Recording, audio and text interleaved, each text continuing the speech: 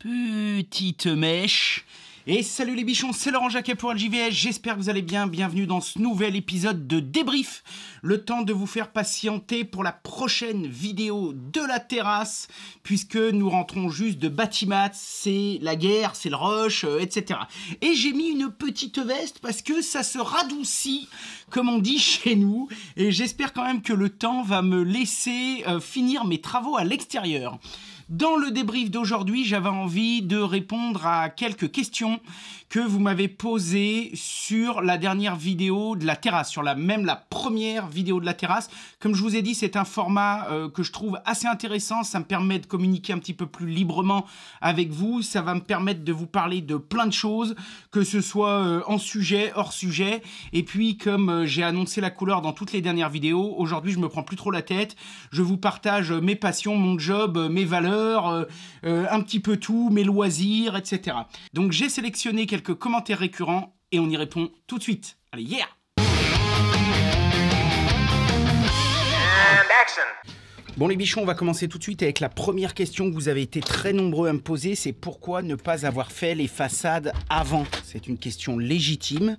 Alors j'en avais déjà beaucoup parlé dans pas mal de vidéos, mais bon peut-être qu'il y a des nouveaux et puis en tous les cas peut-être que vous ne les avez pas toutes vues ou quoi que ce soit, ce que je comprends et il n'y a aucun problème. Alors nous, ce qu'il faut bien comprendre, c'est que pour moi la façade c'est une notion esthétique pour plusieurs raisons. La première, c'est que la façade que j'ai actuellement est bonne. Elle est en bon état, c'est-à-dire que ça n'a rien à voir avec le mur de clôture que j'ai dû tout refaire parce que là, il était en pisé et franchement, si je ne l'avais pas refait, il y avait un problème structurel. Alors que là, celle-ci, si elle reste comme ça encore pendant 15 ans, il n'y aura aucun problème structurel. Donc, il y a la façade de la maison à faire et il y a aussi la façade de l'atelier à faire que j'ai toujours pas fait et que je vais faire, je pense, soit dans un premier temps, soit en même temps, en fonction du portefeuille qui commande. On est tous pareils, etc. Pourquoi je la fais pas tout de suite? Parce que pour l'instant, je préfère vraiment me concentrer sur les éléments essentiels de la maison, à savoir tout ce qui est vraiment structurel, les cours, les extérieurs, etc. Et parmi les éléments structurels, eh bien, il y a, par exemple, l'escalier. L'escalier que l'on veut refaire depuis le début, puisqu'il a l'âge de la maison, c'est-à-dire plus de 100 ans. Il a déjà été rafistolé je ne sais pas combien de fois. Et en plus, c'est pas un petit chantier puisque c'est un double escalier. En même temps, je voudrais remodifier les balcons, voire peut-être faire péter le balcon du haut. Je sais encore pas trop comment je vais y faire. Ça, ce sera peut-être très certainement le chantier de l'année prochaine ou dans 2 ans. Et vous imaginez bien que je ne peux absolument pas démarrer ma façade tant que j'ai pas refait l'escalier. Et une fois que j'aurai refait l'escalier, eh bien, il faudra que je fasse aussi la cour. La cour avant, qui n'est toujours pas faite, c'est toujours du concassé. Voilà. Donc cette cour, il va falloir que je la refasse, enfin en tout cas moi j'ai envie de la refaire en dur parce que ici j'ai mon portail et on est vraiment sur un lieu où on tourne, où on pivote avec les véhicules et tout, et donc je ne peux pas ici sur cette partie me mettre un revêtement type gore ou un revêtement plus souple. J'ai pas envie de mettre du goudron, donc ce sera certainement soit en pavé, soit en béton désactivé, un peu joli. Il va falloir qu'on fasse des pentes dans tous les sens, qu'on récupère la flotte. Et puis ensuite, pour la ligne droite, là, ça c'est pas du tout pareil, puisque là je peux complètement la faire en gore, on manœuvre plus dessus, il n'y a pas de problème, et puis de toute façon j'ai beaucoup moins de passages. Tout ça pour dire que cette façade, j'ai déjà fait venir 1 ou 2 spécialistes, et autant pour ici, il va vraiment falloir faire quand même de l'enduit, etc. Autant pour la façade de la maison, je pense que je vais faire reprendre par un maçon les 2-3 endroits stratégiques où ça a un petit peu merdé. Comme tu vois, on peut voir là un petit peu en dessous, il y a un petit bout qui est parti. 1 ou 2 fissures à droite à gauche, reboucher 1 ou 2 petits trous, et ensuite je pense que je vais y appliquer vraiment une finition très fine. J'ai déjà 2-3 collègues qui m'ont parlé de produits maintenant qui existaient, qui se passent limite comme des peintures, enfin qui se passent comme des peintures, c'est quand même un travail de façadier, et en étant honnête, c'est pas moi qui vais le faire parce que déjà j'aurai pas le temps, ensuite la maison est très grande, j'ai 3 niveaux et je suis absolument pas outillé pour échafauder 4 façades de maison sur 15 mètres de haut de partout. Là, les gars, ils vont venir à 3-4, ils ont l'habitude, ils vont me foutre 300 mètres carrés d'échafaudage. Ça va durer 10-15 jours et ce sera super bien fait. Dans tous les cas, de toute façon, je vous filmerai tout. Autant, moi, je me sentais vraiment de faire les murs de clôture, de faire des trucs à mon niveau, à ma hauteur. Autant, j'adore faire un petit peu de maçonnerie paysagère, d'enduit. C'est vrai, j'ai une sensibilité avec ça, j'aime bien. autant je m'attaquerai pas à des chantiers comme ça en façade. Et en plus, j'ai de la chance puisque cette façade, à l'époque, elle avait été faite en chaux. Donc d'ailleurs, on peut bien voir que là, la façade, encore une fois, je le dis, elle a l'âge de la maison et que ça n'a pas bougé. Je te dis, voilà, il y aura 2-3 trucs à peut-être 2-3 bouts de ferraille à enlever du mur, 2-3 trous à boucher, 2-3 trucs, et ensuite ça va pouvoir se recouvrir très très très facilement. Donc pour l'instant, c'est pas ma priorité, et du fait qu'en plus on va passer sur un enduit fin, pour tout ce qui est structurel, j'entends bien pour tout ce qui est structurel, c'est-à-dire la terrasse que je suis en train de faire, l'escalier, on va pouvoir donc passer autour, il n'y aura pas de problème, puisque c'est structurel, c'est fait pour rester sur la maison. Et puis pour tout le reste, ça se fait très très très très bien, hein. On va démonter tout ce qu'il y a à démonter, ça les façadiers ont l'habitude, on enlèvera les tuyaux de descente, on démontera les goulottes de clim, on démontera les ampoules, les détecteurs, mais je préfère vraiment le faire dans ce sens. Et il y a un truc qui est sûr et certain, c'est que je ne veux pas tourner autour. Moi j'ai trop vu des fois des gens qui faisaient des façades parce qu'ils voulaient vite que ce soit beau, vite que ce soit fini, et donc du coup les gars enlèvent même pas les goulottes de clim, ils viennent mettre de l'enduit dessus, dessous. Le jour où tu mets plus de clim ou t'enlèves ou quoi que ce soit, t'as un gros trou. Ça, c'est exactement comme sur les chantiers. Tu sais, s'il y a des plombiers, vous connaissez la musique. Tu sais, des fois, tu vas pour démonter un WC, tu sais, qui est posé au sol pour le remplacer, et il y a un espèce de pouillon, un espèce de porc qui a carrelé autour du chiotte. Donc ça fait que quand tu enlèves le chiotte, tu as un trou. Ne faites pas ça. Si vous êtes des bichons, ne faites pas ça. Normalement, quand tu changes le carrelage d'un cabinet de toilette, tu démontes le WC, tu recarles et tu remets le WC après. Parce que sinon, voilà. Donc là, t'imagines bien que quand on va faire là les façades, je vais pas laisser accrocher les goulottes de clim et tout et crépir autour, hein. Mais ça, je te dis, j'ai déjà fait venir des pros et ils m'ont dit, oula, t'inquiète pas, ça on a l'habitude, on en fait toute la journée. Tu penses bien que quand on refait des façades d'immeubles qui ont 200 ans ou machin, c'est 10 fois plus dur que ça. Mais moi, je pars du principe que quand il me restera que la façade à faire, la maison sera finie. Et à ce moment-là, tout sera magnifique. On aura une cour qui sera de toute beauté. Tout sera parfait, tous les travaux seront finis, j'aurai peut-être même débarrassé un peu du bordel dans la cour, etc. Et à ce moment-là, on fera les façades. Et voilà, il n'y aura plus qu'à trouver un autre projet. Allez, j'espère avoir répondu à votre question. Alors, j'ai eu aussi plusieurs personnes qui m'ont demandé la marque et le modèle de mon échafaudage. Alors là, je ne peux pas vous le montrer puisque je l'ai ramené au studio, c'est là-bas qu'on s'en sert le plus. C'est un Tubesca X-Tower.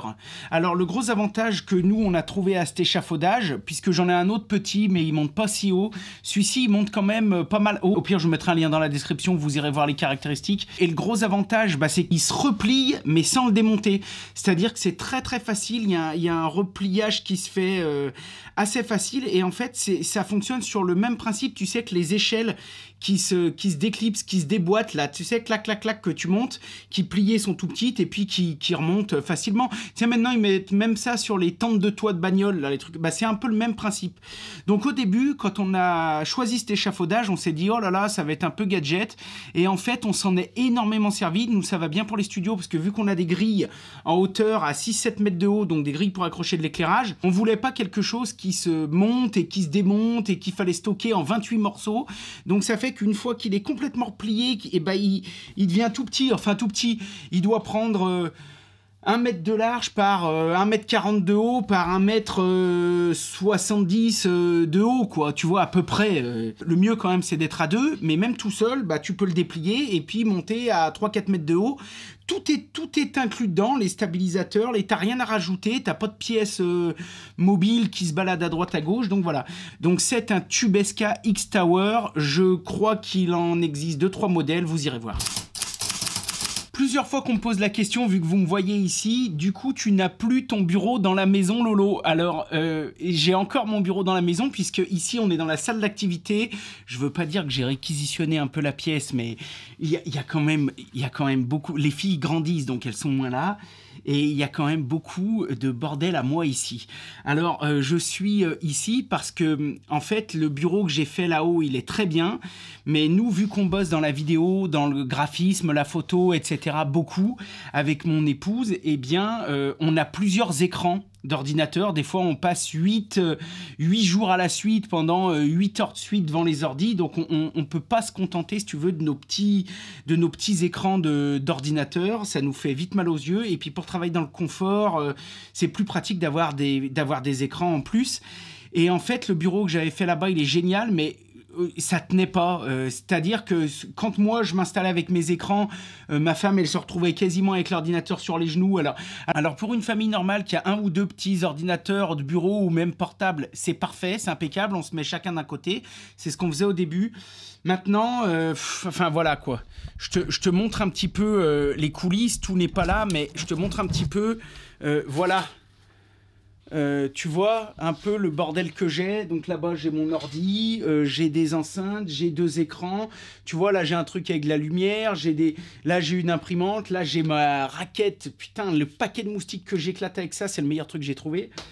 Là, tu vois le bureau, là, mon bureau, là, il est plein à craquer. Et il fait presque 2 mètres de long par 80 de profond. Il est plein à craquer. Donc celui de l'étage faisait 1 mètre de large, 1 mètre ou 1 mètre 10 de large, mais par contre il faisait que 1 mètre 40 de profond. Donc ça fait qu'on ne pouvait pas se mettre, tu vois, dos à dos. Donc au bout d'un moment, vu que moi ici je fais déjà un peu de la peinture, des machins, voilà, j'ai mes trucs d'avion là quand je prépare mes navigations, tout. Enfin vu que j'aime bien être un peu ici comme une grotte, quoi. J'ai mes enceintes, si je mets un peu de son là-haut, c'est pas directement dans la baraque, tu vois, elles se disent pas, ouais, putain, oh, baisse un peu ton truc, mets un casque. Là, je suis un peu, tu vois, je suis à l'aise pour être avec vous et tout. Donc, j'ai décidé de faire mon bureau là, et puis mon épouse a fait son bureau là-haut, et du coup, elle aussi, elle est tranquille.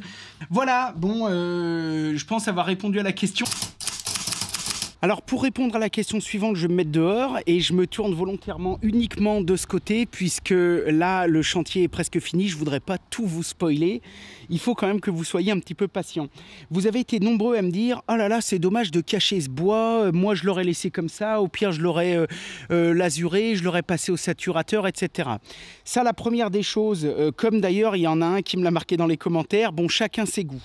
Ça c'est déjà vraiment la première des choses, chacun ses goûts. Deuxième chose, dans la maison où j'habitais avant, moi vous le savez, je suis un amoureux inconditionnel du bois. Voilà, je crois que c'est ce que je bricole le plus, donc on ne peut pas dire que je ne respecte pas ce matériau. Mais j'avais fait beaucoup de choses en bois chez moi, j'y avais laissé griser. C'était devenu plus ou moins pas terrible, c'était pas ce que je voulais. Là, j'adore le bois et je sais que quand c'est du bon bois et qu'il est bien protégé, d'une, ça peut être joli, c'est-à-dire que ça peut changer un petit peu de tout ce qu'on voit.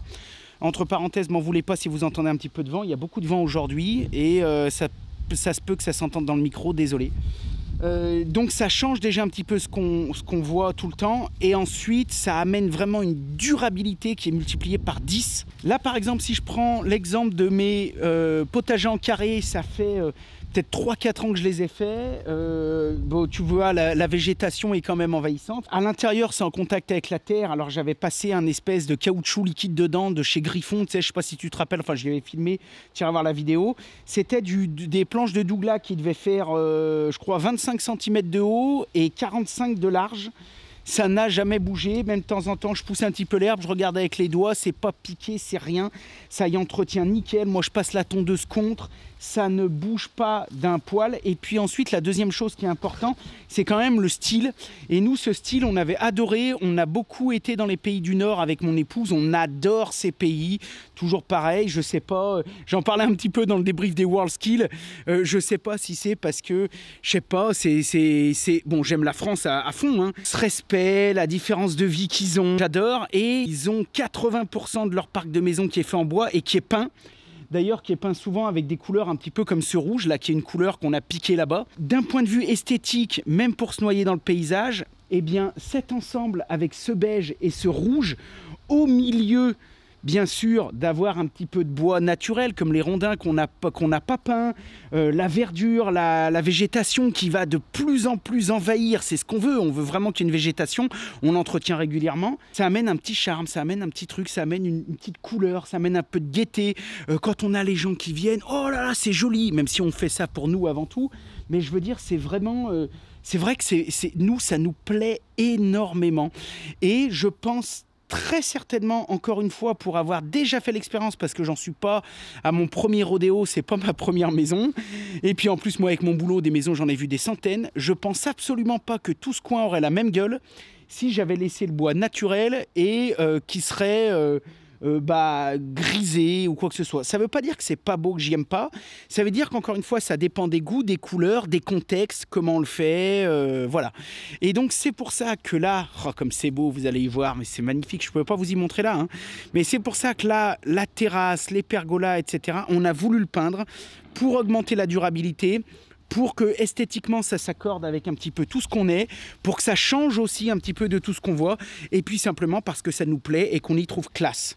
En sachant que quand même, vous allez le voir dans les vidéos, mais nous n'avons pas peint les marches d'escalier de la terrasse, ni le plancher de la terrasse, puisque là, je pense que c'est une grosse connerie de peindre ce genre de choses. Et là, nous avons tout passé avec les nouveaux Rubio, je t'expliquerai tout. Et c'est impeccable, c'est vraiment nickel chrome. Et puis en plus, c'est du Rubio, donc si ça s'abîme un peu, on pourra en mettre un coup, etc. Et puis bon, c'est un avis qui n'engage que moi, mais je préfère les couleurs qu'il y a derrière plutôt que ça. Même si je suis un amoureux du bois. Même avec une ou deux couches de saturateur, ça finirait toujours plus par bouger que ça. Et encore une fois, ce n'est que mon avis. Allez, on continue. Alors j'ai eu d'autres questions, je vais essayer de pas trop vous spoiler le boulot. Mais il y a beaucoup de gens qui me disaient, Laurent, ta gouttière, tu l'as jetée où? Parce que, comme tu peux voir, hop, elle part là. Eh bien, alors putain, attends, faut que je cache tout. Eh bien, en fait, ma gouttière, il y a un tuyau qui part du sol, qui passe là, qui passe là, qui passe là, qui passe là, qui passe là, qui vient rejoindre là-dessous, là, une attente. Putain, je peux pas te montrer ça, alors attends. Moi, je suis en jogging, j'enregistre ça un dimanche. Tiens, regarde, tu vois, hop, une attente ici, je sais pas si tu la vois. Ouais, tu vois une attente ici qui est en orange, là. Parce que là, ici, je vais m'installer une espèce de petite fontaine, de petits trucs, tu vois, avec la pierre à laver, là. Pareil, ça, c'était un évier qu'on a trouvé dans la maison. Je l'ai gardé en granit. Donc, je vais l'installer ici, là, avec ce robinet. Je t'y filmerai tout.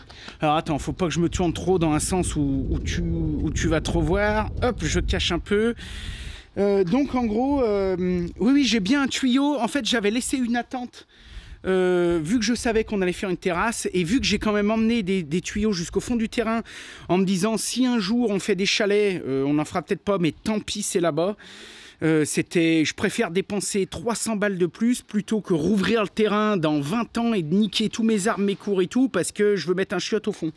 Donc moi je l'ai déjà fait, c'est déjà en attente et donc j'avais prévu des attentes pour la terrasse. Et ces attentes, eh bien, elles sont au niveau du scotch là-bas. Il y a comme un petit regard et tout se balance dedans. Et donc là, on a tiré, quand les maçons ont fait la terrasse en pavé, là, ils ont tiré un tube en PVC de 100 et ils me l'ont emmené au pied de la terrasse. Et pendant que j'y suis, il y avait aussi une deuxième question d'un petit malin qui avait vu que j'avais mis un POC sur le coude, le jeu de coude de la terrasse. C'est bien vu, franchement, parce qu'en fait, au moment de peindre, j'ai démonté la gouttière et le jeu de coude est tombé et donc il s'est niqué. Alors là, je vais essayer peut-être de vous mettre un plan de coupe sans trop vous spoiler. Mais ça a été réparé, bien sûr. J'ai rappelé le charpentier. Je lui ai dit, tiens, quand tu viendras chercher ton lito, tu me changeras mon jeu de coude parce que je l'ai niqué sans faire exprès. Bon, j'avoue, je sais pas, il m'a échappé des mains, il est tombé. Donc j'aurais pu le remettre. Je l'avais remis à un moment, c'est pour ça que vous l'avez vu sur la vidéo. Mais il a bien été changé. Bien évidemment que j'allais pas laisser ça comme ça. J'ai fait une connerie, bon bah je la répare. Mais c'était bien vu quand même, bande de petits filous. Ensuite, j'avais une question de Laurinette qui nous dit les terrasses ok, mais par contre couvertes non merci. Si je fais ça chez moi, adieu la lumière, le soleil et résultat une maison sombre et froide. Je vais déjà répondre à ça.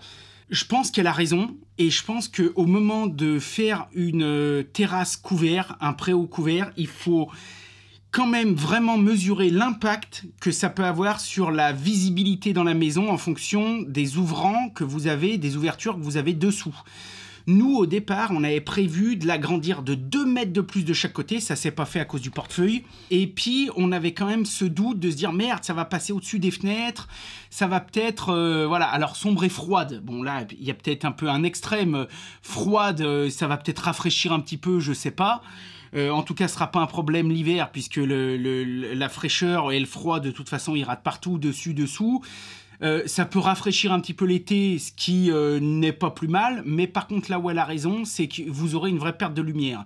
C'est pour ça que nous, dans le premier projet qu'on avait déposé, on avait installé des espèces de verrières, j'avais prévu dans le plan des espèces de verrières comme des gros Velux, mais même en verrière, vraiment au-dessus, pour pouvoir récupérer de la lumière. Donc ça, il faut le savoir. En étant honnête, moi dans mon cas, lumière ou pas lumière, je l'aurais couverte, c'est sûr et certain. Mais par contre, la réflexion de Laurinette est pas mal. Je continue avec la question. L'idéal est la pergola avec toit coulissant pour un plein pied éventuellement, et en aluminium pour un minimum d'entretien, mais ça a un coût. Alors, selon moi, encore une fois, là je réponds aux questions, je donne mon avis, ça n'engage que moi, et voilà. D'ailleurs, elle le marque après, et ça, j'ai trouvé ça génial qu'elle marque ça, parce qu'elle n'est pas catégorique dans sa question. C'est une question qui est intéressante parce qu'elle marque « Chacun ses choix chez soi ». Alors déjà, bon, ça, si tu le dis 2-3 fois vite, c'est comme les chaussettes de l'archiduchesse. Chacun ses choix chez soi. Mais c'est bien trouvé parce que ça veut bien dire que chacun fait comme il veut. Il n'y a pas de science infuse, il n'y a pas de... Ce qui va aller à votre voisin va pas forcément vous aller à vous pour tout un tas de choses. Comment il vit, est-ce qu'il a par rapport à sa famille, est-ce qu'ils sont souvent là, pas souvent là, est-ce qu'ils s'en servent beaucoup, pas beaucoup, est-ce qu'ils déménagent souvent, pas souvent, qu'est-ce qu'ils font comme boulot, comment la maison est orientée, ça va dépendre d'un million de trucs. Donc, sa dernière phrase est très importante. Chacun fait ce qu'il veut chez lui en fonction de tout un tas de critères, son pognon, s'il a envie de se faire chier, pas chier, s'il veut bricoler, pas bricoler, Je rebondirai juste là-dessus. J'ai eu beaucoup de propositions pour une pergola bioclimatique. Aujourd'hui, la communauté des bichons, LJVS tout, on est quasiment, même sûr et certain numéro 1 en France dans toutes nos communautés. Si on additionne tout ce qu'on a, c'est tellement immense, entre Bichon TV, Radio Bichon, le podcast, Insta, Facebook, etc. C'est énorme. Donc on a un poids quand même dans cet univers du bâtiment, avec la communauté des bichons qui est pas négligeable. Et donc on a des gens qui nous disent, tiens, moi je te propose ci, je te propose ça. Moi, j'ai jamais voulu, pour plusieurs raisons qui n'appartiennent encore une fois qu'à moi. Première chose, je suis absolument pas fan de cette mode de foutre de l'aluminium de partout. Je suis pas fan. D'abord, moi, j'ai pas le style de maison qui va avec. J'ai pas une maison moderne ni rien. J'ai une maison qui a un peu du charme, du caractère. Quand on aura fait les façades, tout ça, c'est une belle petite maison. Et je suis beaucoup plus intéressé par un style un peu campagne chic, un peu chaumière, etc. Plutôt par un truc tout cubique, tout carré, tout à plat et tout en alu. C'est pas mon truc. C'est pas mon truc. Deuxième chose, folie en ce moment, enfin ça s'est un peu calmé, mais on va dire il y a 2-3 ans des pergolas bioclimatiques, pour moi c'était comme il y a 15-20 ans la folie des vérandas. C'est-à-dire qu'il y avait à boire et à manger. Donc il y a vraiment le fabricant, l'artisan qui habite à moins de 30 bornes de chez vous, qui fait ça depuis des années et qui va pouvoir, même si c'est un peu plus cher, vous faire quelque chose de sur mesure, revenir vous voir s'il y a un problème, qui a pignon sur rue, que vous allez peut-être croiser quand vous emmenez vos gamins au foot ou alors au loto du sous des écoles. Si vous faites des affaires avec des gens sur ce projet, il faut le faire avec ce type de gens. Parce qu'en fait, c'est tellement des modes. Dans cette menuiserie aluminium et notamment dans tout ce qui est pergola, véranda, c'est tellement des modes avec des boîtes qui se montent, qui se démontent, vous voyez ça à la foire de Pierre-Paul Jacques, patati patata, les mecs ils font 250 bornes, ils vous vendent un truc à 20 000 boules avec 4 poteaux et ils vous installent ça, mais le jour où vous avez un galet de votre partie coulissante ou quoi que ce soit qui merde, le gars il va pas revenir traverser la France pour faire ça. Peut-être qu'au moment de signer il va peut-être vous dire oui le SAV vous inquiétez pas. Donc déjà travaillez avec des gens locaux et faites gaffe à tous ces trucs de mode, et je vous le dis, je vous le dirai jamais assez, c'est valable pour tout, ne prenez pas des artisans qui traversent la France pour venir chez vous, ne prenez pas ça. Prenez des gens qui ont pignon sur rue. J'ai plein de potes qui ont fait installer des trucs comme ça. Des collègues, il y a même un restaurant vers chez nous et tout. C'est joli au début. Et puis, au fur et à mesure, en fonction de la qualité, du coût, de tout, ça bouge, ça dilate, ça commence à brinque-baller, quand il y a du vent, quand il y a ci, quand il y a ça. Et là, je vais répondre aussi aux histoires de toit coulissant. Il y a des espèces de galets avec comme des espèces de bâches de Storban ou quoi que ce soit qui peuvent venir coulisser jusqu'en bas, remonter. Ça marche super bien au début. Quid de comment ça va marcher dans 20 ans, de s'il y a des galets qui pètent, comment ça se change, etc., etc. Là, je donne que mon avis. Je suis pas en train de défoncer le monde de la pergola bioclimatique. Il y a très certainement des bons trucs. Moi, je sais que chez moi, avec l'expérience que j'ai, et ça n'engage que moi, j'ai appris un truc en passant 25 ans sur les chantiers. J'en apprends encore tous les jours parce que je suis encore, chaque semaine, je vais voir des gens dans toute la France, des pros, etc. Je suis vraiment partisan du plus c'est simple, mieux c'est. Plus c'est simple, mieux c'est. Moi, je me suis fait une terrasse avec, en parlant vulgairement, 4 poteaux, un toit. Dans 40, 50 ans, ça y est encore, ça n'aura pas bougé. J'ai zéro maintenance, j'ai rien du tout. Le seul truc qui pourrait m'arriver, c'est une tornade qui traverse le jardin ou alors me prendre des grêlons gros comme des boules de bowling. Et à ce moment-là, mon premier souci, ce sera pas de me dire « Merde, j'ai 4 tuiles de pété sur la pergola. » Et en plus, moi, dessous, j'ai un pare-pluie, donc au pire, ça craindra rien. Mais j'aurai peut-être la bagnole qui sera foutue, j'aurai peut-être la moitié du poulailler qui sera foutu, j'aurai peut-être des animaux morts, j'aurai peut-être la moitié de mes arbres qui seront morts, j'aurai peut-être des problèmes sur la maison, donc ce sera pas mon problème principal. Ce que je veux dire, c'est que moi, tous les potes, et comme je vous disais, j'ai un resto qui en a fait installer une à côté et tout, tous les mecs que je connais qui ont fait installer ce genre de choses, ils me disent tous, ouais, c'est pas mal, mais tiens, tu vois, là, on a un système qui se ferme sur les côtés, bah là, ça commence un peu à merder, là, machin, là, la dernière fois, il y a grêlé, donc du coup, c'est tout plein de jetons comme ça, là, il y a ci, là, il y a ça. Donc, je dis pas que j'en aurai jamais, et je peux pas... encore une fois, je donne mon avis, je réponds aux commentaires, mais en tout cas... Chez moi, d'une, ça me correspond pas, c'est pas la philosophie. Et de deux, moi, comme je l'ai dit 200 fois dans mes vidéos, moi, je passe mes samedis, mes dimanches à bosser. Là, on est dimanche. Je passe mes samedis, dimanches à bosser. Je veux bien, ça me dérange pas. Mais par contre, je veux pas des trucs de quincaille. Moi, je veux faire un truc. Une fois que c'est fait, ça dure 50 ans. Et je veux pas y revenir. Je préfère y mettre un peu plus cher, un peu plus de trucs. Donc après... Encore une fois, la pergola bioclimatique, ça peut être un bon truc pour certains trucs. Et par exemple, si mes parents me demandaient ce genre de choses, je leur dirais, écoutez, appelez un petit charpentier, il va vous faire un truc qui vous serez mort, ça y sera encore. Il y aura pas de télécommande, il y aura rien à pinailler. Au pire, vous mettez un bout en verrière avec une banne dessous, ou alors vous mettez un Velux ou quoi que ce soit, si vraiment vous avez peur pour la lumière. Mais voilà, donc ça c'est mon avis, mais comme elle l'a très très bien souligné Laurinette en fin de son commentaire, chacun ses choix chez soi. Quelles sont les autorisations préalables pour ce genre de terrasse? J'ai eu pas mal de questions là-dessus. C'est compliqué parce que ça va dépendre de plein de choses. Nous, le processus qu'on fait systématiquement, généralement en dessous de 9 mètres carrés, quand c'est considéré comme démontable, c'est autorisation de travaux. Nous, bien sûr, c'est beaucoup plus gros. La pergola est considérée comme démontable et c'est ajouré, il n'y a pas de toit, il n'y a rien. Donc là, on peut faire ce qu'on veut à condition de respecter le PLU. Donc le PLU, c'est plan local d'urbanisme. Vous allez en mairie ou vous allez sur le site internet de votre mairie, vous le trouvez et ça vous dit toutes les règles à respecter. Les volets, vous avez le droit à telle couleur. Les façades, vous avez le droit à telle couleur. Les tuiles, ça doit être tel modèle. Votre portail, il doit être pas plus haut que ça, machin. Si vous construisez, vous devez être soit collé au voisin, soit à 4 mètres, soit les arbres, ils doivent pas dépasser chez le voisin. Voilà, c'est le plan local d'urbanisme. Ça vous dit tout ce que vous avez le droit de faire et pas faire. Et une fois que vous avez compris ça, soit vous avez une cabane à poules à faire. À ce moment-là, comme quand nous, on a fait notre truc, on a appelé, on a dit à la mairie, bah voilà, on va faire une cabane à poules avec un abri de jardin. On envoie une photo, ils nous ont dit là, il n'y a besoin de rien. Vous le faites, c'est du bois, c'est considéré comme démontable, c'est tout petit, ça passe. Pareil pour une serre de jardin. Par contre, attention, il ne faut pas monter 800 mètres carrés de serre. C'est pas une production industrielle. Nous, on a un truc de papy qui fait 5-6 mètres de long par 2 mètres. Il n'y a pas d'autorisation. Par contre, dès que ça dépasse, dès que c'est accroché à la façade, dès que c'est un peu plus important, c'est plus une autorisation de travaux, c'est un permis de construire. Donc en gros, c'est un peu de paperasse en plus. Nous, on a des potes archi, donc on appelle le pote archi, on lui donne un billet, on lui dit on veut ça. Souvent, les collègues archi font ça avec mon épouse qui a travaillé là-dedans. Donc elle sait aller récupérer un cadastre, elle sait préparer un dossier, etc.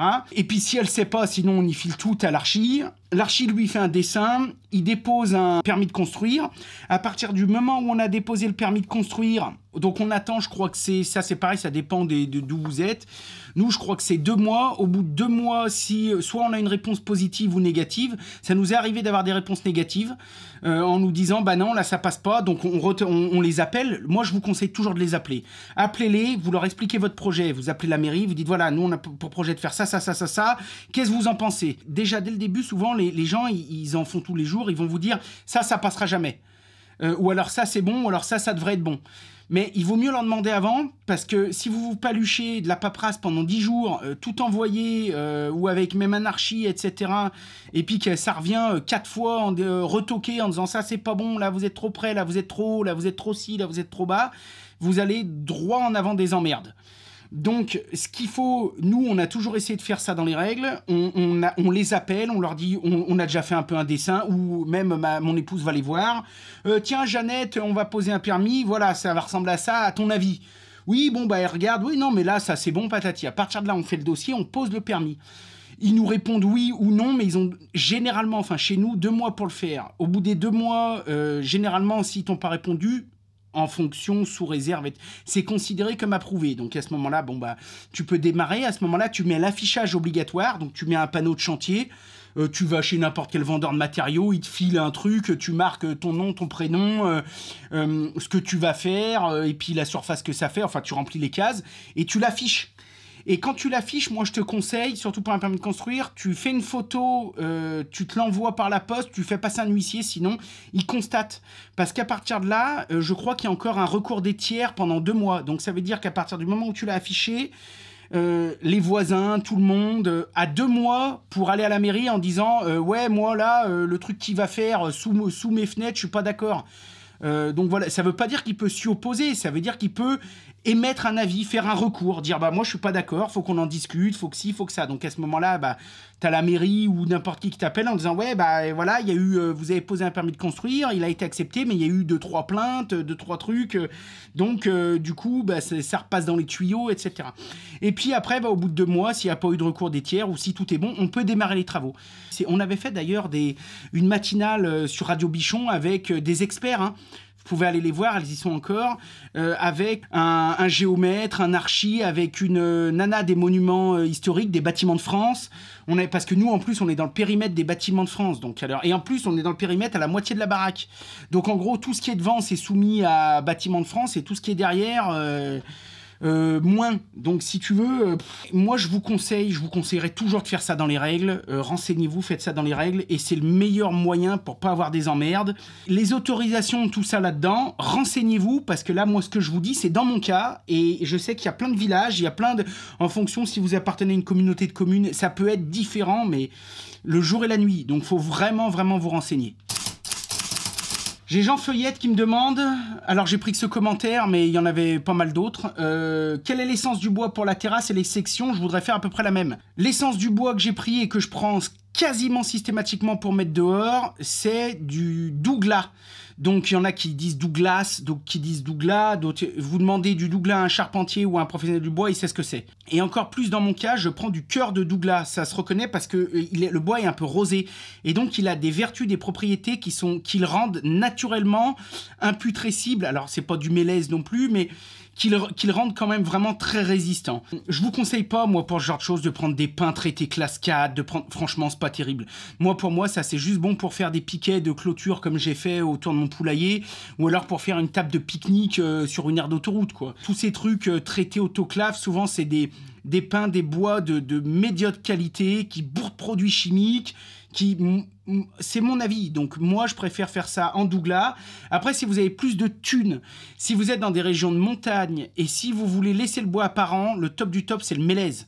Mais là c'est pareil, il faut prendre des mélèzes de Sibérie qui ont plus de 100 ou 150 ans, donc ça va être le prix multiplié par 2 quasiment. Après, pour ce qui est des sections, etc., moi je peux pas vous en parler parce que moi pour ma terrasse, j'ai fait 3 pages de calcul, j'ai regardé sur internet, ensuite j'ai fait vérifier ça à mon charpentier, j'ai demandé des conseils à mon fournisseur, Ça dépend de plein de choses. Quel est le poids qu'il va y avoir? Est-ce qu'il y a un toit? Est-ce qu'il n'y a pas de toit? Est-ce que vous êtes dans une zone à neige? Est-ce que vous êtes dans une zone... est-ce qu'il y a de la pente? Est-ce qu'il n'y a pas de pente? Qu'est-ce que vous avez comme couverture? C'est des tuiles? C'est pas des tuiles? Qu'est-ce que vous avez comme lame de terrasse? Est-ce que c'est des trucs qui font 15 d'épais et qui font... Ou est-ce que c'est comme moi? C'est des plateaux de 30 mm? Est-ce que dessus, vous avez prévu d'y monter à 2 par mètre carré? Ou est-ce que c'est quelque chose où vous allez faire la bringue et vous pouvez vouloir y être à 50? Est-ce que comment c'est exposé? Est-ce que c'est plein nord? Est-ce que c'est au sud? Est-ce que votre terrain bouge pas? Combien il y a de poteaux? C'est impossible. C'est impossible et moi je me risquerais pas à donner des exemples de sections. Regardez sur internet, il existe plein de choses et encore une fois sinon, entourez-vous de professionnels. Un charpentier, il va vous faire des plans de section, il va vous faire un truc. Faut pas le prendre pour un con, faites-le pas venir si vous êtes sûr et certain de pas le faire bosser. Ou alors vous lui achetez du temps, vous lui dites moi j'aimerais vous payer ou un archi, j'aimerais vous filer 300-400 balles et que vous me faites un plan, vous me calculez les sections et après je fais le boulot. Et là il y aura pas de souci. Voilà. Une question de Denis, c'est pas la première fois aussi que j'entends, j'en avais eu pas mal aussi sur Instagram, qui me disent « Je comprends pas pourquoi un mec comme toi n'a pas de robot tondeuse ?» Eh bien c'est pareil, figurez-vous qu'on m'en a eu proposé, toujours pareil, je ne dis pas que j'en aurai jamais, mais figurez-vous, et encore plus là avec les nouvelles tondeuses à batterie, les trucs, tu sais, t'as même plus d'entretien, t'appuies sur un bouton, ça se démerde, eh ben que j'aime ça. C'est vrai que je râle un peu parce que quand il fait que pleuvoir, tu tombes lundi et puis des fois le lundi d'après, putain, faut recommencer. Mais j'ai plus autant de terrain qu'avant. Les maisons que j'ai eues avant, j'ai eu beaucoup de terrain, des fois des plus de 3000 mètres. Et puis ça dépend de la vie qu'on a, ça dépend. Là, j'ai pas énormément de pelouse, encore une fois, je dois avoir peut-être 700 mètres carrés, à peu près, c'est peut-être 600, c'est peut-être 800, j'en sais rien. Et j'aime bien. Je me lève le matin, je mets mes petites bottes et je tombe. Des fois je ramasse pas. Je salue mon voisin, j'arrête la tondeuse, on discute une demi-heure, on se boit un coup à travers le truc. Je vois un peu mes poules, je leur balance un petit peu d'herbe que j'ai tondue. J'en profite pour dire tiens là les arbres, tiens je vais chercher le sécateur, je taille de... J'aime bien ça. J'aime bien ça et je crois que j'ai toujours aimé ça. Là, c'est la première fois, mais parce que j'ai pas trop de terrain. Qui sait, un jour je déménagerai peut-être, hein, je sais pas. Ça me fera quand même mal au bide pour la maison, mais bon, on sait pas de quoi demain sera fait. Là où je suis super, mais je suis presque trop en ville. Mais toutes les autres maisons que j'ai eues, ah mais fallait voir ça, j'aurais pu monter une entreprise de paysage, mon petit lapin. J'avais tondeuse normale, j'avais tracteur tondeuse avec la remorque derrière. J'ai mon pote qui était à côté, lui, il avait carrément un micro-tracteur Kubota. Putain, ça, c'était trop génial. Tu peux y mettre plein d'accessoires. J'avais mon quad, une petite remorque, j'avais les rotophiles, toutes les trucs pour élaguer. En fait, j'ai toujours aimé ça. Moi, depuis que je suis gamin, j'ai grandi vraiment dans la nature. Hein. J'en ai déjà parlé dans plein de vidéos. Moi, j'ai grandi à la campagne. Quand j'ai vécu dans des endroits, le premier voisin, il était à 2 km. Donc tu tombes le samedi, le dimanche, on n'allait pas à la déchetterie, on coupait nos branches, on passait au broyeur ou alors on faisait un petit tas et puis on y mettait le feu et puis il y avait 3 potes qui passaient et puis on faisait les merguez. C'est plus la même époque, attention, hein. Mais j'ai toujours aimé être dans cette nature, nettoyer, entretenir. J'ai jamais compris le mec qui se paye une maison à la campagne avec du terrain et qui a 70 cm d'herbe avec 0 arbre. Je me suis toujours dit, mais mec, va t'acheter un appart.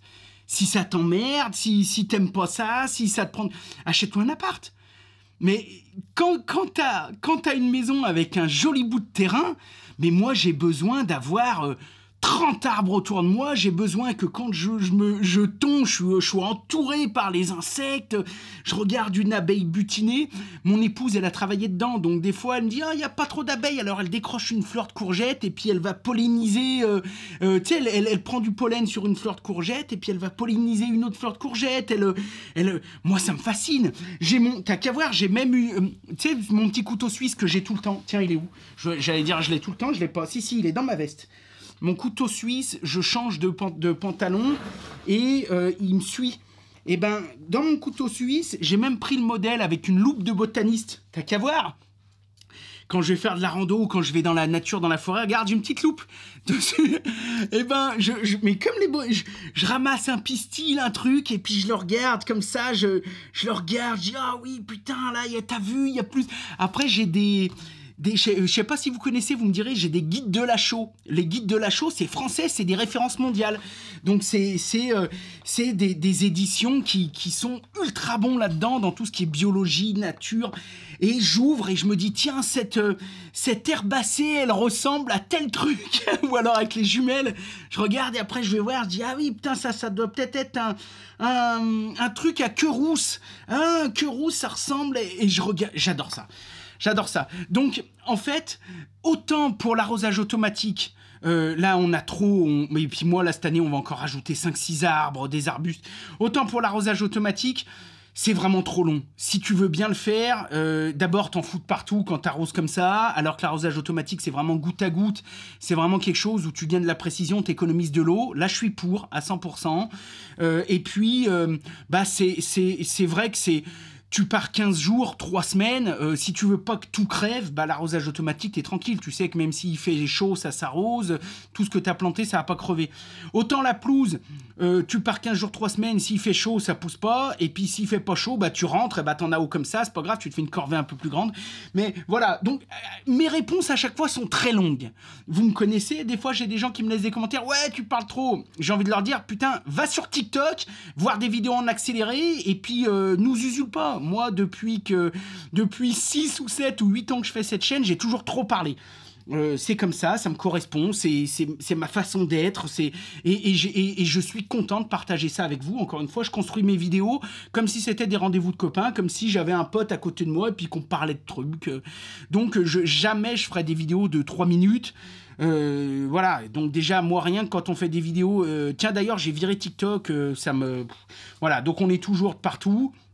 Facebook, LinkedIn, Insta, machin, mais j'ai dégagé TikTok. Moi, je suis désolé. Enfin, chacun ses goûts. Moi, c'est pas un média qui me correspond. Voilà, donc j'ai dégagé sur LJVS, Bichon TV, je crois qu'ils l'ont encore. J'ai dégagé X, Twitter, à dégager, et j'ai dégagé Thread, le truc d'Insta, à dégager, et je garde le reste, mais il y a 2-3 trucs, je me fais violence. Voilà, bon après moi c'est mon boulot et tout, faut que je garde un peu le reste, mais donc tout ça pour dire que moi mon média de prédilection, ce que j'adore c'est prendre le temps, j'aime parler à mes bichons, j'aime après quand on va dans les salons, ils me disent « Ah putain, t'as parlé de ça la dernière fois, je me suis reconnu, on est un peu pareil !» Et oui, je parle beaucoup, et si vous aimez pas les gens qui parlent beaucoup, il faut pas me regarder. Voilà. Ou alors vous faites +10, vous accélérez, vous allez voir si j'ai mis des chapitres. Ou alors, encore une fois, vous allez voir quelqu'un qui fait des vidéos plus courtes et puis terminé. Mais voilà, ça reste des cas isolés, mais c'était la petite parenthèse. Donc tout ça pour dire que j'espère que j'ai répondu à la question. Il y a eu plus de 160 commentaires. J'en ai pris 5-6. J'ai pas tout décortiqué parce que là, je sais pas combien on en est. On en est encore à 30-40 minutes de vidéo, je pense. Donc, je voulais pas encore en faire. Sinon, ça va durer 3 jours. Faut que je me mette en live, sinon. Dernière de chez dernière, il y avait une vidéo. Il y avait un mec qui m'avait dit... encore une super vidéo, Christophe Gouget, encore une super vidéo, peux-tu me donner des renseignements pour passer le permis ULM? J'ai fait un vol avec un ULM en forme d'avion, c'est le top, etc. Bon, moi c'est ce que je fais, donc j'ai prévu, bien sûr, c'est comme j'ai prévu de partager maintenant mes passions, tout sans prendre la tête. Ne t'inquiète pas Christophe, j'ai prévu de faire une vidéo dédiée, enfin il y en aura plusieurs, mais une là que je ferai peut-être prochainement, un débrief ou un truc comme ça, spécial ULM, spécial je vous emmènerai au club, je filmerai quand on vole, je vous expliquerai un petit peu ce qui me plaît, je vous donnerai des renseignements si ça vous intéresse, voilà. Et puis c'est pareil, regarderont ceux qui ont envie de regarder, mais je trouve, moi c'est en train de devenir une passion, je suis un peu piqué, un peu mordu.